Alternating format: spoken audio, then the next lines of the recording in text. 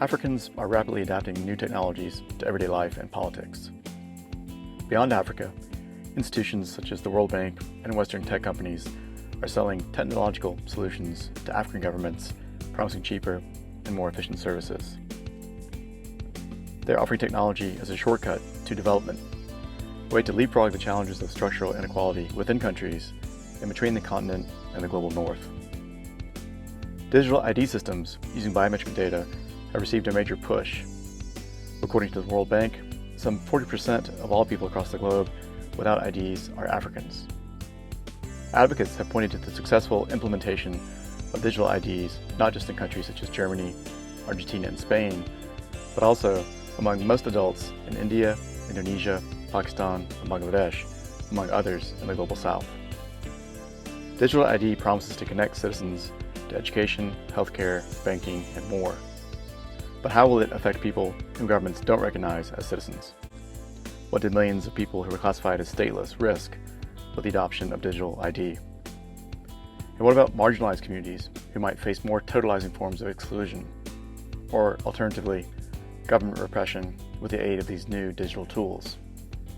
Consider Kenya and its Huduma Number, or National Integrated Identity Management System, and its implications for Nubians, Somalis, and other communities who have long lived in Kenya but who are denied the status of citizens.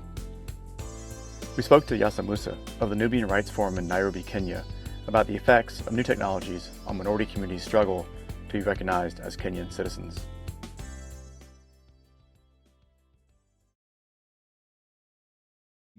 In 2019, we came up with National Integrated Identity Management System, which is also known as NIMS, or Huduma Number. Kenyan government implemented it in 2019. What we had to do as Nubian Rights Forum, together with our other counterparts, we went to court to challenge. And why did we go to court to challenge this NIMS system? There was no clear public participation.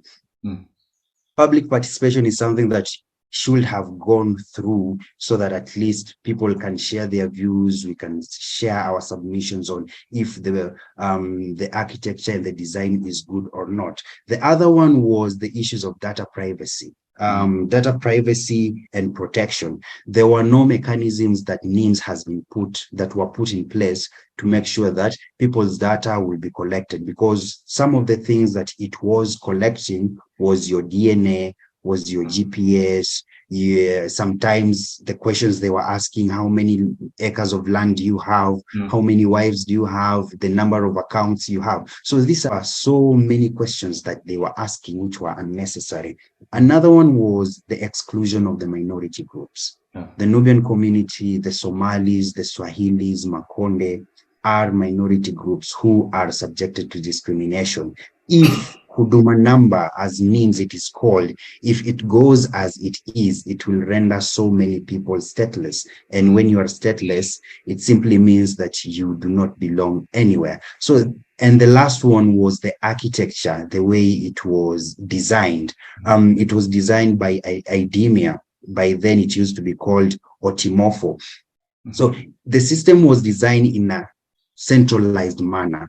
And during our court procedures, we had one person from India who presented a case submission. He's called Anand, and explained the dangers of having a centralized system. Because if you have a centralized system of digital ID, by a press of a button, if I want to say Robert is a criminal, or I want to link Robert with Al-Shabaab, I can just pick the information by press of a button. All of your information has been leaked. So what we wanted is at least Kenyan government to make sure they come up with procedures of including the stateless communities, the minority communities, so that they can progress with Huduma Number. Another one, we wanted at least, instead of having a centralized system, could we have a decentralized system so that not all data can be managed by one person, but information can be managed by different persons